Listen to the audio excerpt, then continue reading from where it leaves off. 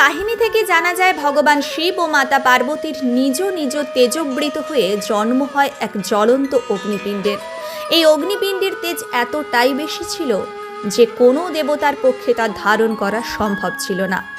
অগ্নিদেব মা গঙ্গাকে দান করেন। মা গঙ্গা এই অগ্নিপিণ্ডের তেজ বেশি দিন সহ্য করতে পারেননি। অবশেষে অগ্নিপিণ্ডটি আশ্রয় নেয় একটি সরোবরে। সেই সরোবরে জন্ম নেয় এক তেজোদৃপ্ত শিশুর। বনবাসিনী 6 জন কৃতিকা সর্বপ্রথমে শিশুটিকে দেখতে পান। তার অদ্ভুত সুন্দর মুখশ্রী দেখে তাদের মাধুর্য জেগে ওঠে। শিশুটি কান্না শুরু করলে সেই 6 জন কৃতিকা তাকে দুগ্ধপান করানোর ইচ্ছা জাগে। এমন সময় এক আশ্চর্য ঘটনা ঘটে। সেই দৈব শিশুটি 6টি মস্তক বিশিষ্ট শরীর ধারণ করে, যাতে 6 জন মাতৃরূপিণী কৃতিকার একসাথে দুগ্ধপান করতে পারে। বাল্যকালে এই শিশুটি 6 জন কৃতিকার দ্বারা লালিত পালিত হওয়ায় এর নাম হয় কার্তিক।